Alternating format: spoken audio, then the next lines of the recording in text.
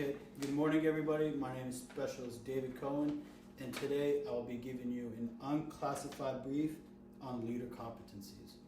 So the reason why I'm giving you this brief today is just to give you a general overview of how the Army defines and what they mean by leader competencies. So the Army defines leader competencies into three subsections. The first section is leads, the second develops, and the third is achieve. Before I keep going, I have a handout for everybody, so I'll pass those around and everybody can follow along and see what I'm talking about. So for the first section, leads, what they break that down into four different subsections. So they have leads others, they influence beyond the chain of command, they lead by example, and they communicate. So if you notice, a lot of these go hand in hand, such as leads others and leads by examples. So they set the standard for what they expect from their team. They don't do anything that they aren't willing to do themselves.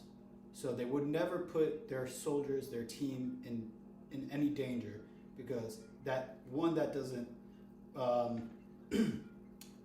doesn't promote unit morale and team morale, and they also motivate and they inspire those below them. So that also goes into place with their influence beyond their chain of command. Their influence doesn't stop at their team. They should set the example for people in other units, and they set the example for the military in general. They always try and live by the Army values. So they're honest. They don't do anything that they wouldn't do themselves.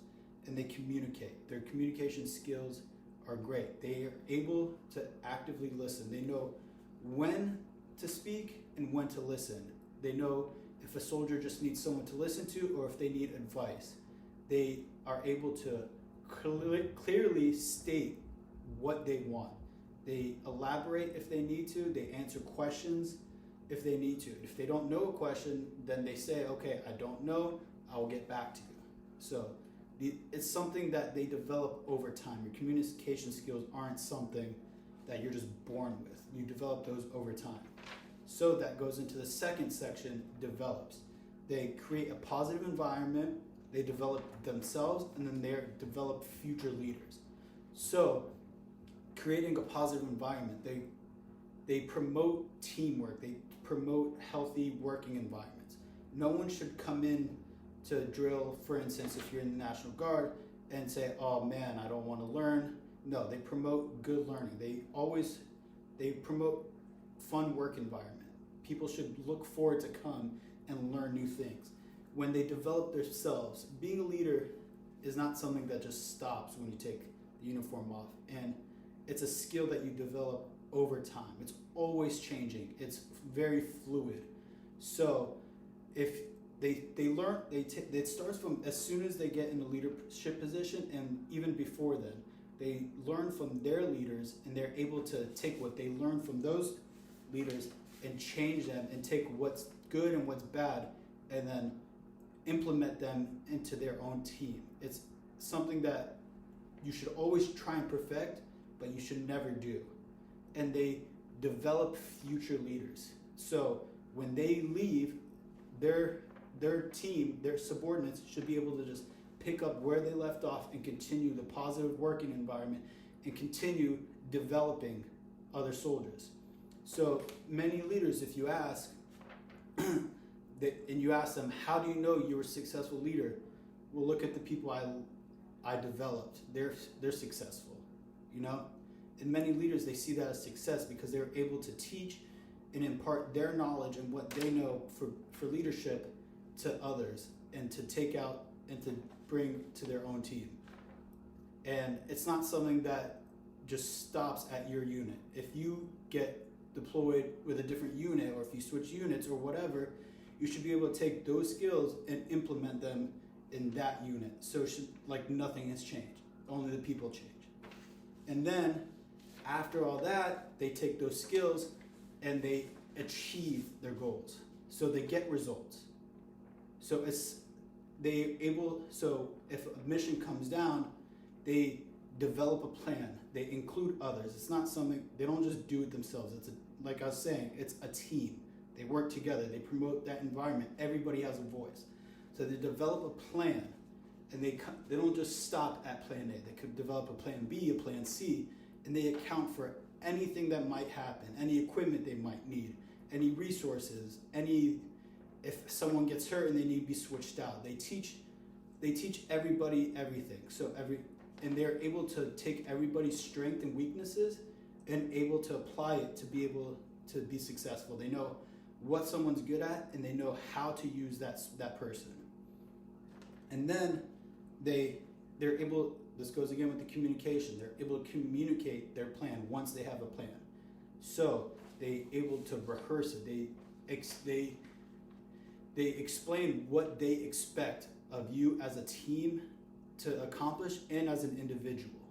And then they are able to go out and achieve their mission. And something a good leader does is they're able to achieve goals and their complete task consistently. It's not something they do one or two here. No. They always strive to complete every task that's given to them. And the skills you learn as a leader in the military is not something that you could just use while you're in the military. Wearing this uniform isn't forever. So you can apply these same skills to your civilian life, to your professional life, whatever. So you need leaders everywhere to be a successful society. So let's say when you get out of the military, you go into a professional environment, you're working in a team to accomplish a project.